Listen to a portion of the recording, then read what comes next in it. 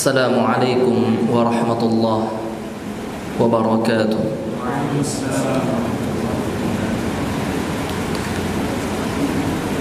Alhamdulillahi rabbil alamin. Wassalatu wassalamu al-atammani al-akmalani wa ala alihi wa sahbihi wa man sara ala nahjihi wattaba sunnatahu ila yaumiddin. Amma ba'd. Allahumma inna nas'aluka ilman nafi'a wa rizqan tayyiban wasi'a wa amalan mutaqabbala.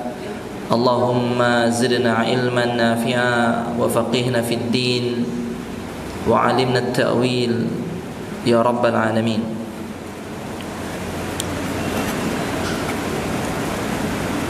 Ikhwatal iman,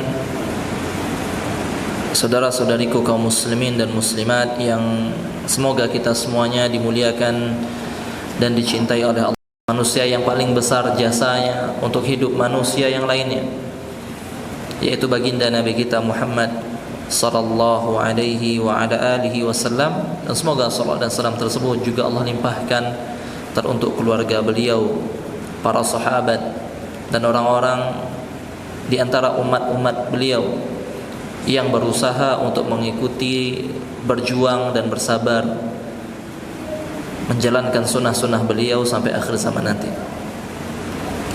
Ikhwatal iman, rahimani Allahu wa iyyakum. Pada malam hari ini dari sini kita paham bahwasanya apa? Ar-raja, harapan harus ditampakkan dengan amalan. Orang yang berharap akan beramal. Orang yang berharap akan bergerak. Ya, beda dengan orang yang berangan-angan semata. Allah juga mengatakan, "Faman kana yarju liqa'a rabbih." Siapa yang berharap untuk bisa bertemu dengan Tuhannya, "Falyamal 'amalan shalihan." Maka hendaklah dia melakukan amal-amal saleh, wala yusyrik bi'ibadati rabbih ahada. Dan jangan sampai dia persekutukan Allah Subhanahu wa taala dengan apapun. Begitulah roja dan begitulah harapan. Kita berharap, pasti kita akan berusaha untuk mendapatkan apa yang kita harapkan. Terkadang orang itu hanya salah memahami harapan ketika berkaitan dengan Allah Subhanahu wa taala. Adapun dalam kehidupan dunianya, harapan kita rata-rata benar. Ya. Orang yang berharap bisa diterima di sebuah perusahaan ternama, apa yang akan dia lakukan? Dia ingin bekerja di sebuah perusahaan yang masya Allah itu. Kalau di situ terjamin hidup. Apa yang dilakukan? Nah, mahasiswa nggak tahu. Ini pada angan-angan semua di sini. Nggak. Pasti ada apa? Hal yang dipersiapkan. Misalkan di kampus UII misalkan, lulusan terbaik, 10 lulusan terbaik akan langsung dijamin kerja. Akan langsung dijamin pekerjaannya. Kita sudah buat MOU dengan sebuah perusahaan, ya, yang mana dia mengatakan, ya, kalau seandainya nih UII, kalau seandainya ada lulusan-lulusan terbaiknya 10 orang, tahun depan itu langsung kerja tempat kami, katanya. Ini mahasiswa yang pengen kerja di situ, apa yang dilakukan? Tidur. Enggak, dia berusaha untuk apa? Mempersiapkan bagaimana bisa menjadi mahasiswa terbaik. Itu berharap. Itu yang namanya harapan. Orang yang ingin diterima di perusahaan-perusahaan ternama, apa yang dia lakukan? Masukkan lamaran kerja. Bagaimana bisa dipahami secara logika?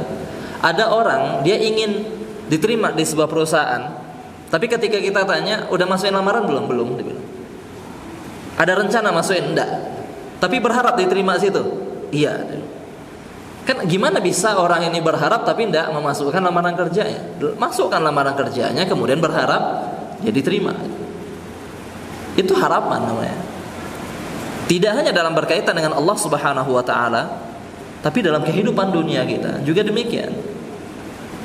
Orang itu kalau berharap dia akan bergerak. Namun anehnya adalah ketika dia berharap kepada Allah Subhanahu wa taala, tidur. Dia tidak mau mendekat kepada Allah, dia tidak mau untuk melakukan hal-hal yang dicintai oleh Allah Subhanahu wa taala yang akan mendatangkan rahmat dan kecintaan Allah. Tapi dia berharap untuk dicintai Allah. Bagaimana orang yang terjerumus dalam dosa, terjerumus dalam gelapnya kubangan maksiat, kemudian dia berharap dia akan diampuni oleh Allah Subhanahu wa taala, tapi dia tidak minta ampun, tidak datang kepada Allah Azza wa Jalla, tidak pernah ngetuk pintu Allah. Bagaimana seorang berharap doanya akan diterima oleh Allah Subhanahu wa taala kalau seandainya untuk berdoa saja dia malas gitu. Ini tidak berharap, namanya itu angan-angan kosong, mimpi. Tanpa ada usaha untuk mendapatkannya, maka itu bukan harapan. Ya. Oleh karena itu kita jelaskan di pekan sebelumnya bahwasanya ya, harapan itu, ya, harapan yang benar itu harus diiringi dengan amal. Harus diiringi dengan amal. Kalau seandainya memang kita berharap diampuni oleh Allah Subhanahu wa taala, tentu kita berusaha untuk menjauhi dosa dan datang kepada Allah Azza wa Jalla, bertaubat kepadanya. Kalau seandainya kita jatuh dalam dosa, itu baru jujur dalam berharap. Nah, sehingga beliau di sini Syekh Khalid As-Sabat hafizahullah, beliau mengatakan bahwasanya harapan itu adalah obat. Kalau seandainya diminum sesuai dosis yang tepat dan untuk mengobati penyakit yang memang roja atau harapan ini adalah obatnya. Karena kalau seandainya harapan ini yang mana kita tahu dia sebagai obat, kita berikan kepada orang yang tidak terkena penyakit yang bisa diobati dengan ar-roja, dengan harapan, maka bukannya bertambah sembuh dia, bertambah penyakitnya. Makanya hati-hati dalam masalah harapan. Ar-roja, berharap. Kalau seandainya kita berikan, kita sampaikan masalah ar-roja, berharap ini kepada orang-orang yang harapannya sudah terlalu besar, bahaya. Maka dia akan jatuh pada rasa aman dari azab Allah Subhanahu wa ta'ala. Allah mengatakan fala ya'manu makrallahi illa alqaumul khasirun. Padahal Allah mengatakan tidak ada orang yang merasa aman dari makar Allah kecuali orang-orang yang rugi gitu. Allah mengatakan nabi ibadi anni anal ghafurur rahim wa anna adzabi adzabun alim. Beritahukan, kabarkan kepada hamba-hambaku ya Rasulullah, ya Muhammad, bahwasanya aku adalah zat yang maha pengampun, maha penyayang. Tapi ingat, wa anna adzabi adzabun alim, bahwasanya azabku pedih, kata Allah. Aku memang pengampun, tapi kalau orang-orang tidak mau diampuni dosanya, maka ingat azab yang akan aku berikan kepadanya, azab yang pedih. Makanya seorang A'rabi mengatakan, bagaimana mungkin ada orang yang merasa aman dari azab Allah Subhanahu wa ta'ala padahal dia telah menetapkan hukum potong tangan untuk orang yang mencuri 1/4 dinar. 1/4 dinar berapa? Orang ekonomi semua di sini kan? 1 dinar? Nggak ada belajar itu. 1 dinar zaman Nabi SAW itu berapa deh? Nggak ada belajar. 1 dinar itu 4,25 gram. 1 gram berapa sekarang? Wah, nggak ngikutin emang. 2 jutaan ya sudah. Berapa tuh? 2 juta. Baik. Kali 4, 10 juta, 12 juta. 1/4-nya berarti 3 juta. Jadi orang motong tangan itu tidak mesti, tidak semua orang ambil duit dipotong tangannya dalam Islam itu. Nah, ada orang ngambil duit 1.000 potong tangan 3 juta minimal, 1/4 dinar, seharga itu gitu. Maka kata orang ini, kalau seandainya Allah menerapkan dan menurunkan hukum potong tangan untuk orang yang mencuri 1/4 dinar, apakah mungkin kita akan merasakan tenang dari azab Allah di akhirat nanti? Ini segini aja potong tangannya. Maka tempatkan rasa itu pada tempatnya. Beribadah kepada Allah, kemudian berharap amal kita diterima, benar. Bertaubat kepada Allah, kemudian berharap taubat kita diterima oleh Allah, benar. Tapi kalau seandainya lagi mabuk-mabukan, kalau seandainya tidak sholat, kemudian berharap dosa diampuni, ini bodoh sih. Itu tidak berharap namanya. Ya, ketika dinasihati, antum tidak sholat, Allah Maha Pengampun ya akhi. Allah Maha Pengampun. Ini bodoh sih. Gak ada orang yang ada teman kita nyakiti kita misalkan, ganggu kita setiap harinya dengan alasan apa? Kenapa saya ganggu dia? Karena dia pemaaf. Kan nggak mungkin ada orang kayak gitu. Saya ganggu dia, kenapa sih kamu tuh suka ganggu si fulan? Ya karena si fulan tuh pemaaf. Kan nggak masuk alasannya gitu. Kenapa kita memaksiati Allah? Karena Allah Maha Pengampun kan? Harusnya karena Allah baik, karena Allah Maha Pengampun, kita mendekat kepada Allah, bukan malah memaksiati Allah azza wa jalla. Bukan malah merusak di alam semesta ini, bukan malah merusak bumi ini gitu. Kita bertamu ke rumah orang, orangnya baik, orangnya dermawan, orangnya memuliakan tamunya. Ketika datang kita disambut, dihidangkan. Apakah mungkin ketika kita berada di rumahnya, kita berantakin rumahnya tuh, kita balikin sofanya, kita balikin sofanya, gordennya kita lepasin tuh, ya, kaca rumahnya kita pecahin. Dia bilang, lah kok begitu? Tetangga ngelihat, ya, kenapa kamu gitu sama si orang ini? Orang ini kan baik dan sebagainya. Ya karena dia pemaaf. Ini kan gila kayak gini, bodoh gitu. Tapi itulah yang terjadi ketika kita bahas hubungan hamba dengan Allah. Itu yang terjadi, itu yang kita lakukan. Kita membuat dosa dengan alasan Allah Maha Pengampun gitu. Harusnya ketika kita berdosa datang kepada Allah, terus orang bertanya, kamu dosamu sebesar itu, kamu masih datang ke Allah? Iya, karena Allah Maha Pengampun. Itu benar. Kenapa kamu masih bertaubat kepada Allah Subhanahu wa taala? Karena Allah Maha Pengampun. Itu benar tuh. Ya. Sehingga roja ini harus diberikan kepada orang-orang yang benar. Apalagi di zaman sekarang ya. Zaman sekarang terlalu mudah orang melakukan maksiat. Diingatkan dia tinggalkan kita. Diingatkan dia pula yang marah.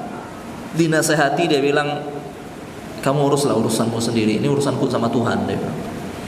Ya, kamu urus urusanmu sendiri. Ya, ngapain kamu urus hidup saya?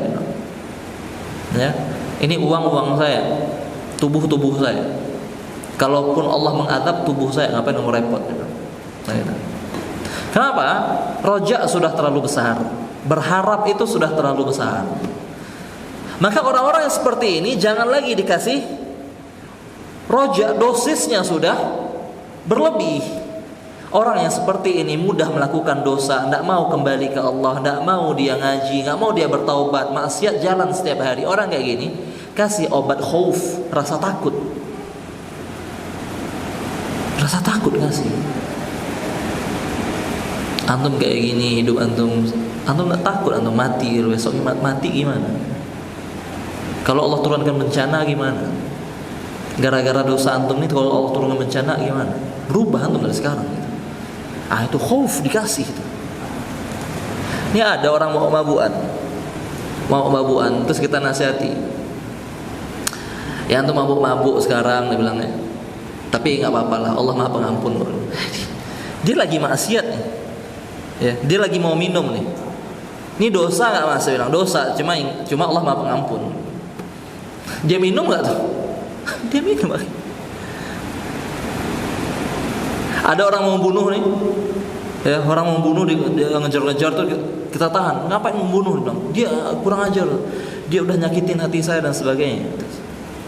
Kamu muslim. Oh ya, selama orang bertauhid masih ada kemungkinan diampuni dosanya oleh Allah. Itu orang bakal membunuh. Orang yang seperti ini kita bacakan ayat wa man yaqtul mu'mina muta'ammidan fajazaohu jahannam khalidan fiha wa ghadiballahu alaihi wa la'anahu wa 'adalahu 'adzaban 'azima. Hati-hati, pikiran-pikiran membunuh itu coba dihilangkan. Allah bilang kalau seandainya siapa yang membunuh seorang mukmin dengan sengaja, fajazaohu jahannam, balasannya api neraka, khalidan fiha, kekal dia di dalamnya, wa ghadiballahu alaihi, Allah marah kepada dia, wa la'anahu, Allah laknat dia, wa 'addalahu 'adzaban 'azima, azab yang dahsyat disiapkan Allah untuk orang ini. Biar muncul rasa takut yang menghalangi keinginan dia untuk melakukan maksiat. Jangan bawa hadis-hadis tentang tauhid. Ya, hadis-hadis tentang tauhid. Tenang aja ya, selama orang bertauhid, kata Allah, Allah tidak akan mengadab dia. Nah, ini orang kayak gini tidak bakal berubah. Makanya kita katakan orang yang kalau rojaknya sudah terlalu besar, tidak ada rasa takut dalam hatinya, jangan ditambah lagi dosisnya. Kacau orang ini hidupnya. Orang yang seperti ini si khauf, beda dengan orang-orang yang hampir putus asa tuh. Orang-orang yang masa lalunya gelap, suram. Sampai dia pada satu titik dia ingin kembali ke Allah, cuma dia merasa diri saya kotor, nggak pantas saya ke masjid. Apakah pantas saya sholat? Apakah pantas saya sholat? Ada orang-orang kayak gini.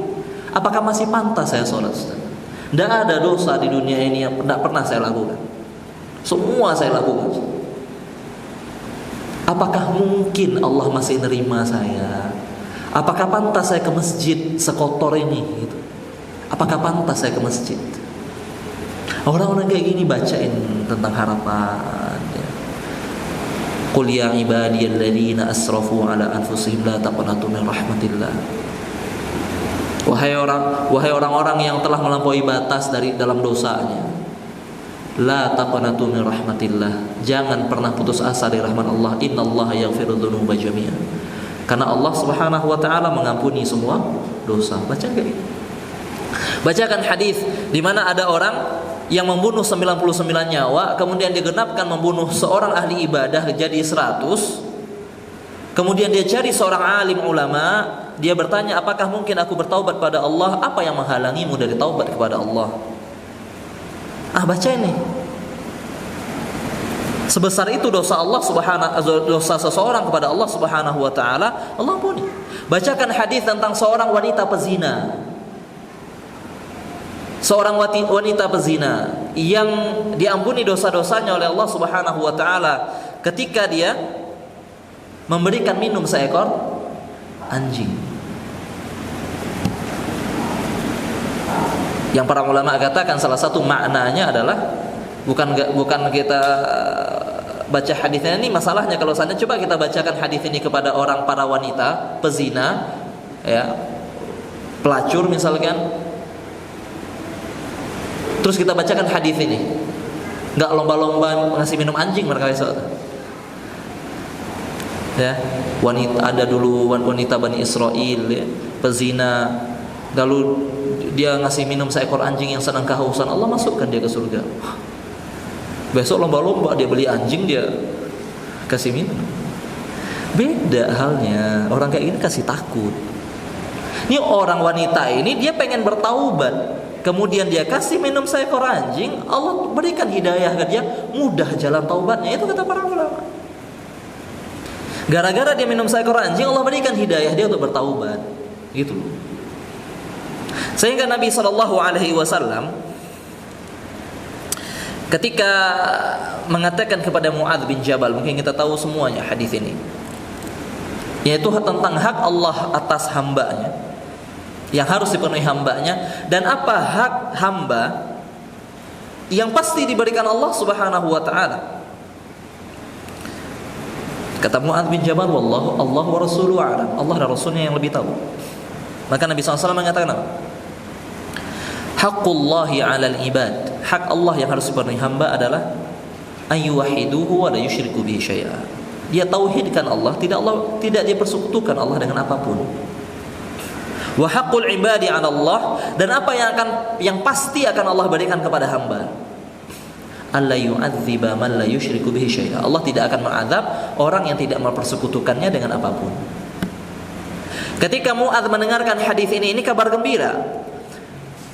Mu'adz mengatakan, "Ya Rasulullah, afala ubashirun nas?" Ya Rasulullah, tidakkah aku memberikan kabar gembira kepada manusia bahwa dengan tauhid kita bisa selamat dari neraka?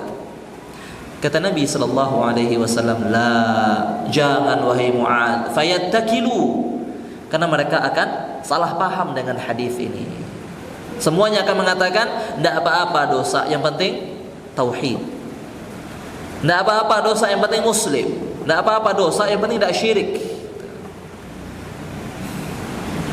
Sehingga dia gelapkan hatinya ujung-ujungnya dengan apa? Dosa-dosa yang dia lakukan. Padahal kita tahu bahwasanya dosa-dosa itu akan mengantarkan seseorang kepada kesyirikan. Itu cara syaitan menjerumuskan manusia. Taib.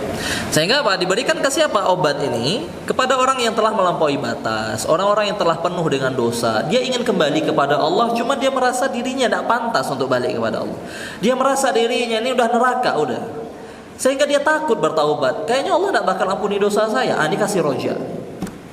Kasih hadis-hadis, kasih tentang ayat-ayat yang berkaitan dengan ampunan Allah Subhanahu wa taala, anna rahmati sabaqat ghadabi, bahwasanya Allah tuh lebih sayang sama hambanya.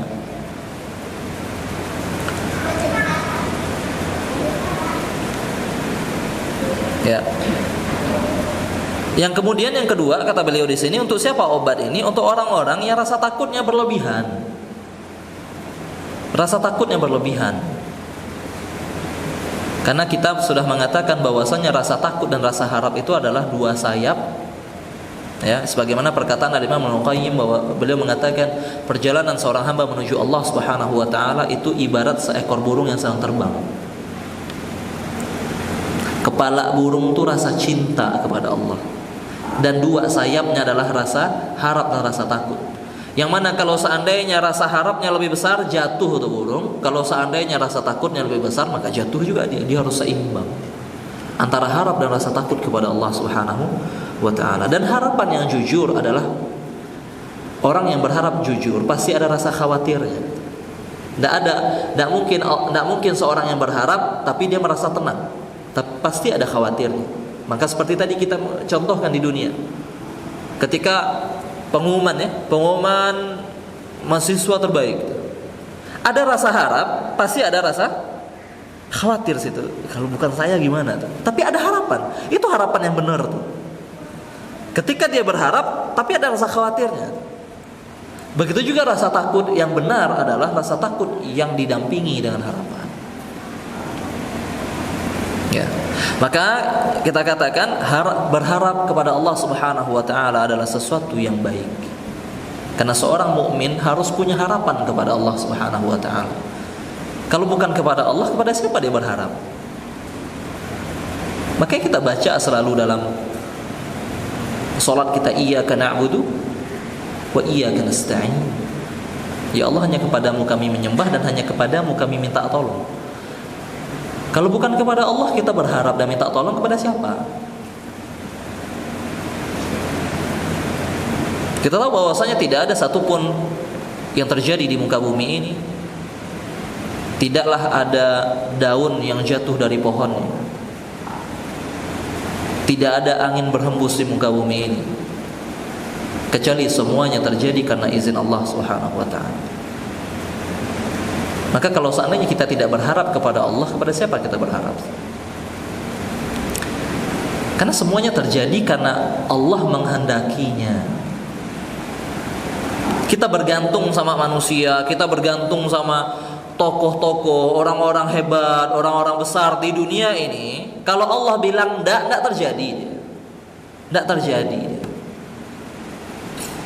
Maka gantungan harapan kita hanya kepada Allah Subhanahu wa taala. Akan tetapi jangan sampai harapan ini membuat kita meremehkan azab Allah. Ya. Makanya berikan obat ini kepada orang yang memiliki sakitnya. Seperti saudara-saudara kita sedang ditimpa musibah ya. Itu apa yang harus kita berikan? Roja atau khauf? Harapan atau rasa takut? Ini mungkin antum akan diterjunkan jadi relawan-relawan, hati-hati. Orang-orang yang di situ sudah sampai mentalnya down, ya, down sekali, mentalnya jatuh, drop ya. Bahkan mereka tidak ingin hidup lagi. Gitu. Banyak di antara mereka yang demikian. Antum datang ke sana terus mengatakan, ini adab sih pak, fix kata. Adab sih fix. Kayak nggak ada harapan ya ini. Itu mati orang biasa bunuh diri. Dia orang mau bunuh diri ini. Nah, kayak nggak ada harapan kita mas. Dia bilang. Memang sih pak. Makanya dulu tuh taubat sih. Kalau menurut saya pak, ini fix dosa sih. Rasa takut kita berikan kepada orang yang rasa takutnya sudah sampai puncaknya. Ini hancur dia. Berikan harapan. Di setiap bencana yang Allah berikan pasti ada hikmah. Kehidupan yang masih Allah berikan saat ini, itu adalah kebaikan yang Allah inginkan pada diri Bapak Ibu sekalian. Allah ingin Bapak Ibu lebih dekat lagi dengan Allah. Musibah sudah terjadi, apa yang hilang-hilang, kemarahan tidak mungkin bisa mengembalikan itu semua. Maka jadikanlah apa yang hilang itu menjadi pahala di sisi Allah. Dunia dalam tanda Allah sayang sama Bapak. Gitu.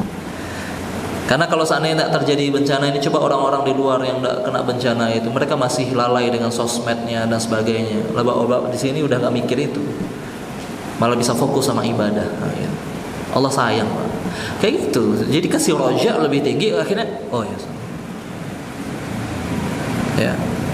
Orang yang tertimpa bangunan mati, orang yang tenggelam itu syahid.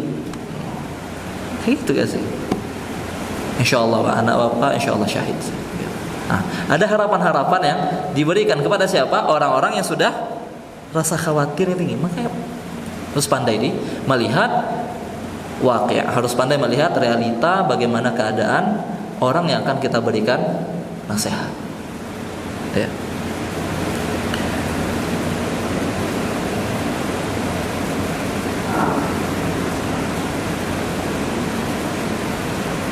Baik.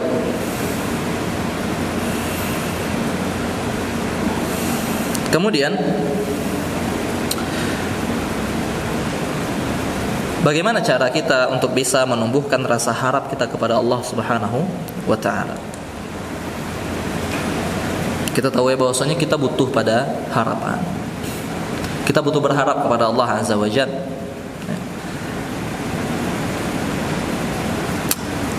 Maka apa yang harus kita lakukan? Dan ini penting ya, terutama mungkin juga untuk ingin memberikan nasihat kepada seseorang ya.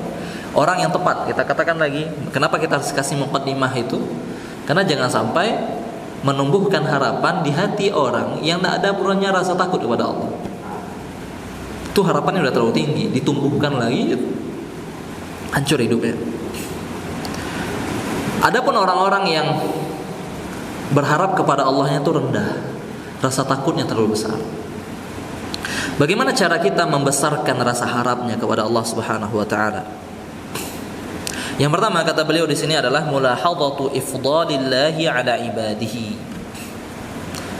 Wa dzalika min jihatin iddah. Dengan cara memperhatikan karunia yang telah Allah berikan kepada para hamba-Nya.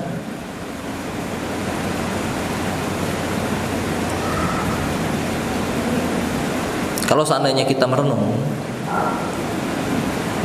mana yang lebih banyak, nikmat atau musibah? Coba kita renungkan, apa yang lebih banyak Allah berikan kepada kita, nikmat atau musibah? Setahun 365 hari, berapa hari Allah kasih sehat? Dan berapa hari Allah kasih sakit juga? Sakit sehari, 2 hari, 3 hari, kemudian sehat lagi.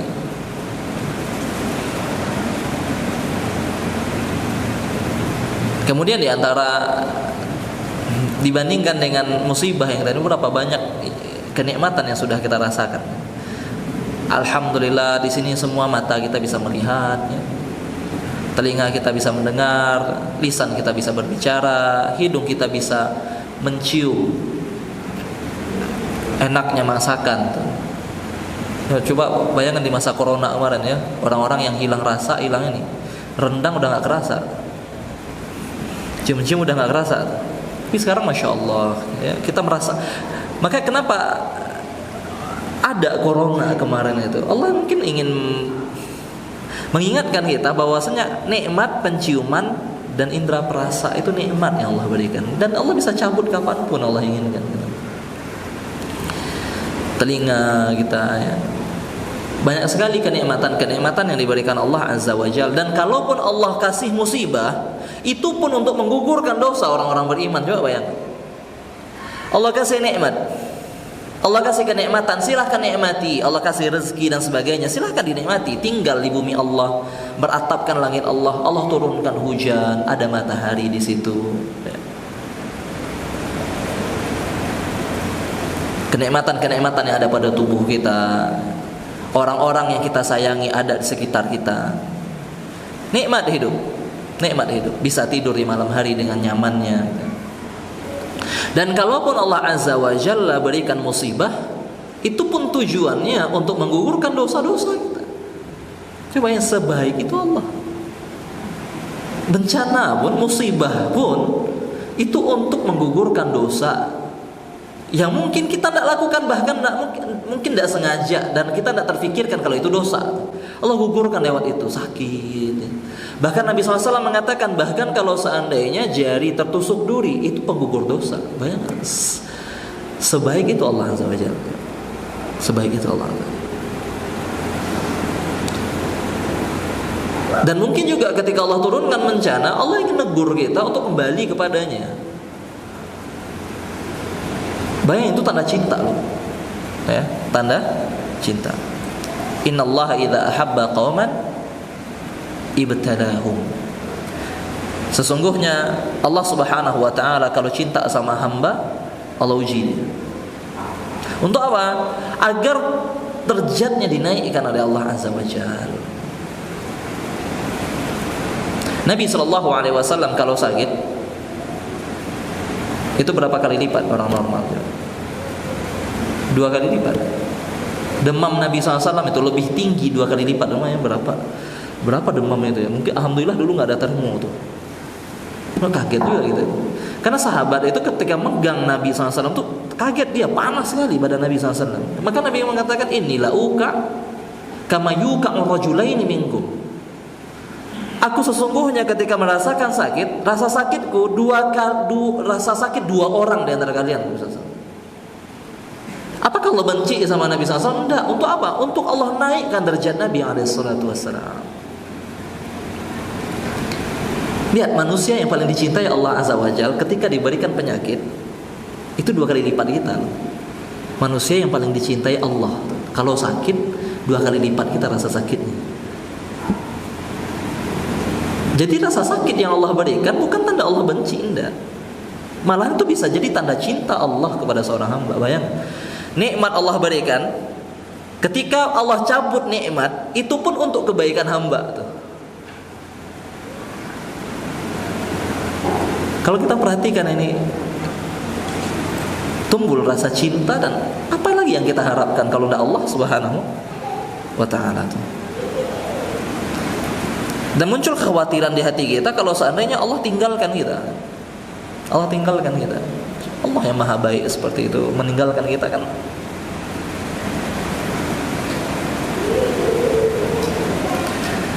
Kemudian mengingat, kata beliau di sini, luasnya rahmat Allah dan betapa kasih sayang Allah Subhanahu wa taala itu mengalahkan kemurkaannya.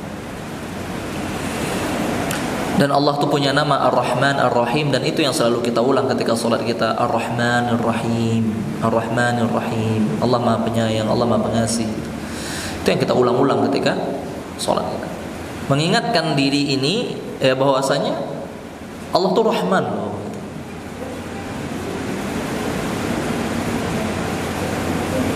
Nabi ibadi anni ana al-ghafurur rahim. Ya, beritahukan hamba-hambaku bahwasanya aku adalah yang Maha Pengampun lagi Maha Penyayang. Ketika Nabi sallallahu alaihi wasallam menceritakan betapa sayangnya Allah dengan hambanya, Allah menceritakan, Nabi SAW menceritakan, menggambarkan seperti seorang yang tengah berjalan di padang pasir bersama kendaraannya. Kemudian dia istirahat, ya kendaraannya dia taruh di sebelahnya, dia beristirahat di sebuah pohon, lalu dia tambatkan kendaraannya di sebelahnya. Ketika dia bangun, kendaraannya udah nggak ada, tunggangannya udah hilang. Coba bayangkan tuh, di padang pasir.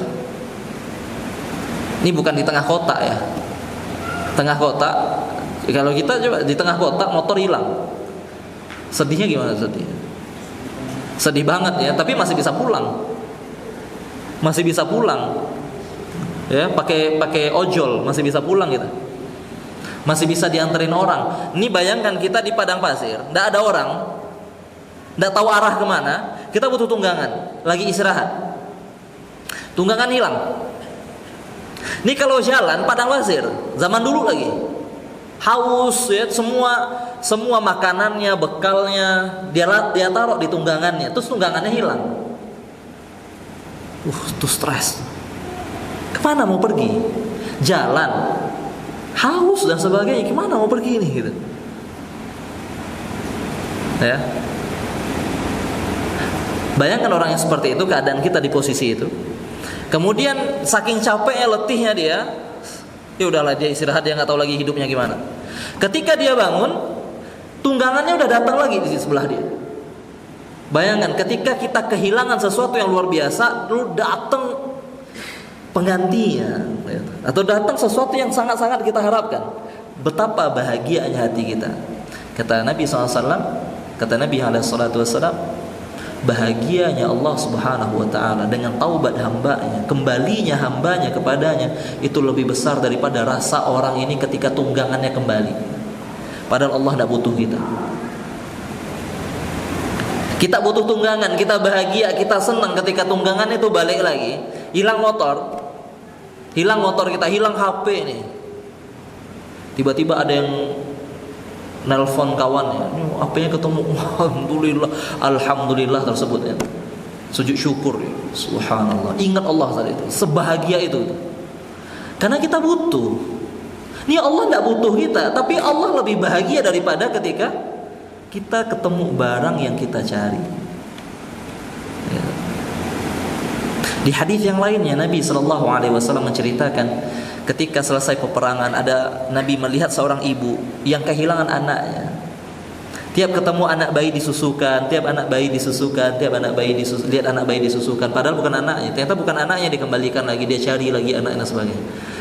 Kata Nabi SAW, menurut kalian, apakah ibu ini rela antulqiya, dia campakkan waladahu finnar? Apakah ibu ini tega mencampakkan anaknya dalam api? Tak, ya Rasulullah, tidak mungkin. Dia nyari anaknya kayak gitu. Tidak mungkin ketika ketemu dia buang anaknya, tidak mungkin. Maka kata Nabi SAW, Allahu arhamu bi ibadihi min hadihi bi waladiha. Maka pahamilah bahwasanya kasih sayang Allah Subhanahu wa ta'ala kepada hambanya jauh lebih besar daripada kasih sayang ibu ini sama anaknya. Sebesar itu. Allah tidak mau kita masuk neraka. Makanya Allah turunkan Quran, Allah utus Rasulullah sallallahu alaihi wasallam. Allah kasih kita waktu untuk kembali. Tidak mau Allah kasih uzur terus. Ketika Allah mengatakan wa ma asabakum min musibatin fabima kasabat aydikum, tidaklah musibah menimpa kalian kecuali disebabkan ulah tangan kalian sendiri. Setelahnya Allah mengatakan apa? Wa ya'fu an katsir. Dan sudah banyak dosa kalian yang telah Allah ampuni. Coba bayangkan kalau seandainya setiap dosa kita diazab oleh Allah, turun bencana, hidup enggak kita tuh? Enggak hidup. Itu bencana yang Allah turunkan itu sudah dikorting banyak tuh. Dosa kita udah banyak diampuni dan dikasih uzur sama Allah Subhanahu wa ta'ala. Yang turun itu udah sisa-sisanya. Kalau semua dosa kita sebanding dengan azab yang akan Allah turunkan, udah hancur dunia ini, udah selesai. Sesayang itu Allah Azza wa Jalla. Sesayang itu Allah Subhanahu wa ta'ala. Mungkinkah kita berputus asa dari Allah? Mungkinkah kita malah mencari manusia lain, lalu kita tinggalkan Allah dalam urusan-urusan dunia kita? Kita malah bertopang dengan manusia yang ada batasnya, manusia yang juga sama seperti kita, dia bisa mati juga, dia bisa tidur juga, dia bisa sakit juga, dia bisa hilang jabatannya. Kita gantungkan sama dia, kita tinggalkan Zat yang Maha Kuasa yang punya alam semesta ini. Kan tidak logis. Ya. Maka dengan mengingat itu, sehingga butuh merenung sebenarnya. Kembali lagi kita pembahasan apa tafakkur. Ya. Jangan yang direnungkan itu masa depan yang tidak pasti-pasti itu terus. Besok mau jadi apa? Nah, besok mati. Besok mau jadi apa? Gitu. Buat strategi penting. 10 tahun lagi saya pengennya kayak gini. Berarti di breakdownnya gitu. Per tahunnya apa? Per harinya apa? Bagus tuh. Tapi kalau cuma duduk kayak gini, enak ya besok kalau seandainya udah dapat gaji minimal 20 juta lah kalau kerja sini 20 juta, nabung beli mobil nih dia bilang. Lah kita jadi di situ kiamat, Pak. Kiamat, mau beli mobil lagi kiamat. Mau beli mobil Dajjal datang coba.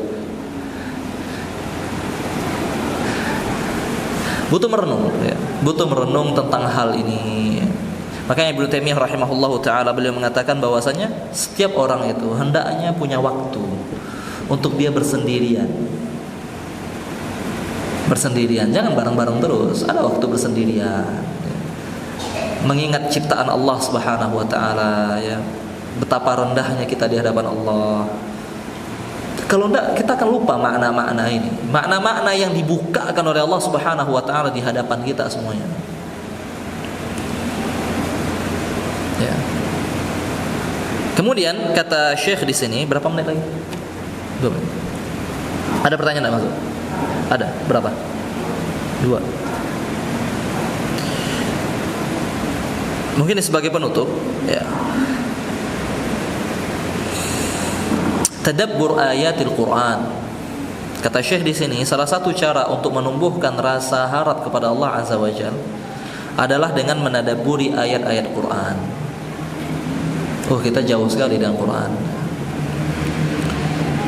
Ibnu Taimiyah rahimahullah, orang yang telah mengabdikan, mungkin kita bisa katakan seumur hidupnya untuk membela agama Allah Subhanahu wa taala, mempelajari firman-firman Allah, hadis-hadis Nabi sallallahu alaihi wasallam, memperjuangkan Islam dan sebagainya. Di akhir hidupnya ketika beliau di penjara, beliau mengatakan bahwasanya diriku menyesal tadi. Karena banyak waktuku habis bukan untuk menadabburi Quran. Itu Ibnu Taimiyah. Terus gimana kita? Kita kok enggak nyesel? Ada video kemarin itu, Masya Allah ya. Mungkin antum udah pernah lihat ya. Anak-anak Aceh. Ketika ditanya, kamu rumahnya gimana? Rumah saya udah hilang, dia bilang. Rumah saya udah hilang. Yang satu enggak ada makanan, dan satu gimana tidurnya, nyenyak ada, ya banyak nyamuk, dia bilang gitu. Nah ini coba bicara sama yang nonton video ini, mungkin mereka bisa bantu. Yang kalian butuhkan apa, mungkin nanti mereka bisa kirim gitu. Dan subhanallah dia katakan, mereka anak-anak ini katakan adalah Al-Quran ya.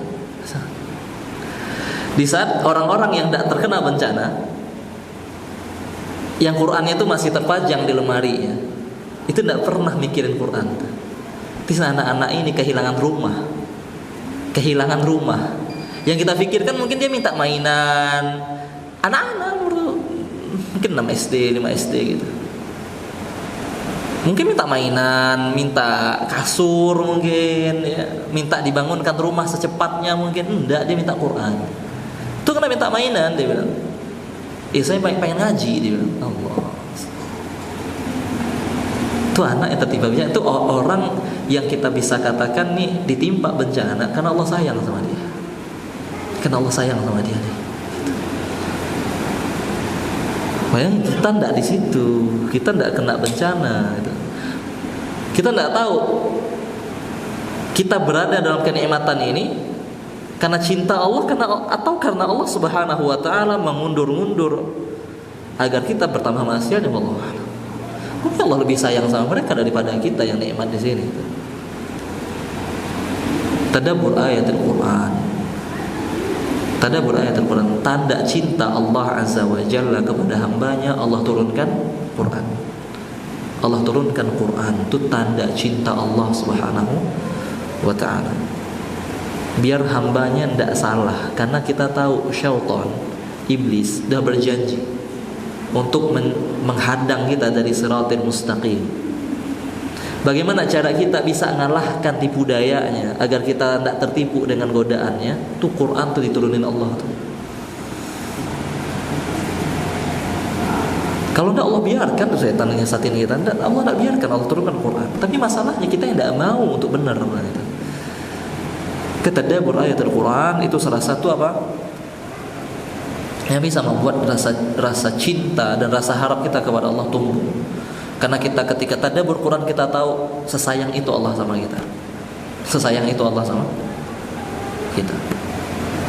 Ya Allah, ma anzalna 'alaikal Qur'an litashqa. Kami tidak turunkan Quran kepadamu itu untuk kalian susah, enggak. Tapi malah itu tanda cinta Allah kepada hamba-Nya. Wallahu taala alam. Ini yang bisa kita bahas pada malam hari ini tentang rasa harap kepada Allah, gantungan segala harapan kita hanya kepada Allah, ya. Minta tolong sama manusia boleh, tapi jangan sampai kita menjadikan dia sebagai sesuatu yang kita gantungkan. Dan minta tolong sekedarnya, dia tinggalkan kita, selesai, tenang aja kita. Yang penting jangan sampai kita ditinggalkan oleh Allah Subhanahu wa taala. Baik, mungkin azan dulu baru kita bacakan soal. Wa sallallahu wa sallim wa barik ala nabiyyina wa habibina Muhammad.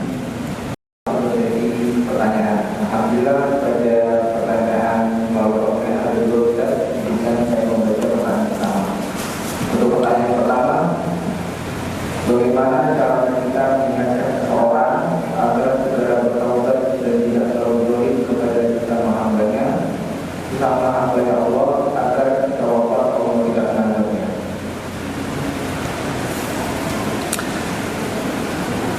Nah, ya tentunya kalau nasihat secara umum kita bisa katakan bahwasanya diingatkan dengan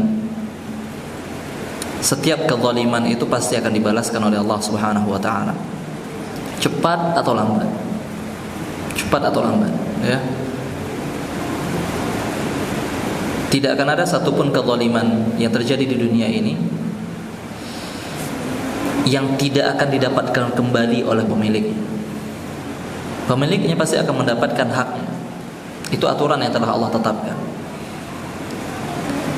Dan kalau seandainya itu terjadi di dunia, kepemilikan hartanya atau haknya kembali kepada orangnya, itu lebih ringan daripada kalau seandainya kezaliman itu harus dibalas ketika kita sangat butuh dengan amalan kita.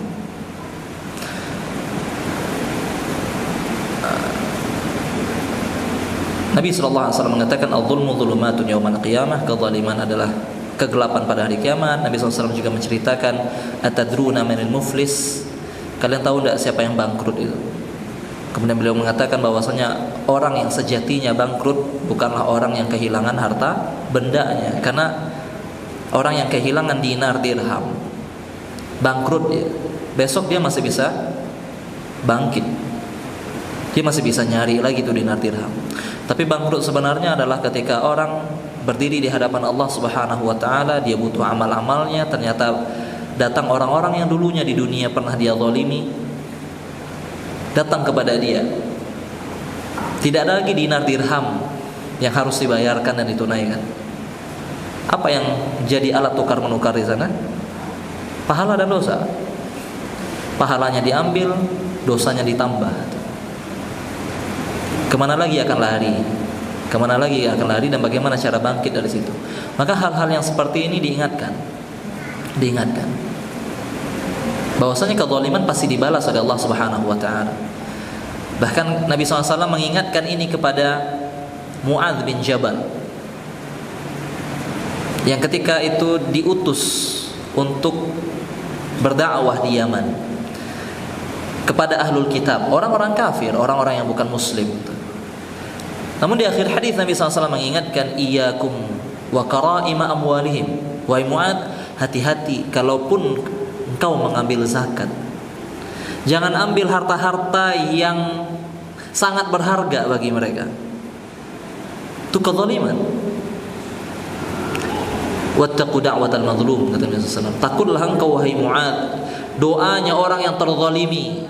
Fa innahu laisa bainahu wa bainallahi hijab. Karena doa orang yang terzalimi tidak ada hijabnya dengan Allah Subhanahu wa taala. Orang terzalimi ketika dia mendoakan keburukan untuk orang yang menzaliminya, langsung Allah berikan cabut keberkahannya atau muncul musibah dalam kehidupannya dan sebagainya. Cepat atau lambat terjadi. Diingatkan orang-orang seperti ini. Tidak takut di akhirat, ingatkan ketakutan di dunia. Bahwasanya dunia pun akan Allah balas. Lihat aja. Namun setelah itu doakan dia untuk berubah. Doakan dia untuk berubah. Kita tidak pemilik hati. Kita hanya punya lisan untuk berbicara. Sedangkan hatinya bukan punya kita. Dan di hati itu ada hidayah. Allah mengatakan, innaka la tahdi man ahbabta. Ya Muhammad, engkau tidak bisa memberikan hidayah kepada orang yang kau cintai. Fadzakir innama anta mudzakir. Ya, ngasih peringatan, engkau tuh hanya pemberi peringatan, engkau tidak lebih dari itu. Kita cuma bisa memberikan nasihat, menakut-nakuti, memberikan harapan. Adapun perubahan, ya, itu dikembalikan kepada Allah Subhanahu wa taala dan dikembalikan kepada orang ini apakah dia memilih untuk berubah atau tidak, ya. Semuanya ada di tangan Allah Azza wa Jalla. Maka doakan, setelah itu selesai tugas kita. Tidak ada lagi kemungkinan untuk kita lakukan. Bahkan Nabi Nuh sendiri pun tidak bisa memberikan hidayah kepada anaknya.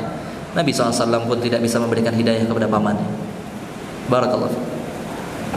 Jadi mohon Ustaz atas jawabannya. Untuk pertanyaan kedua, jadi pertanyaan, akhir-akhir ini saya sedang ikhtiar menjaga kesehatan dan alhamdulillah sudah berbulan-bulan tidak pernah sakit. Namun terkadang saya merasa sedih ketika Allah tidak memberikan sakit kepada saya. Selain melalui rasa sakit, melalui apa saja dosa-dosa saya bisa terhapus Ustaz. Jazakallahu. Masya Allah, ya. Ini imannya beda.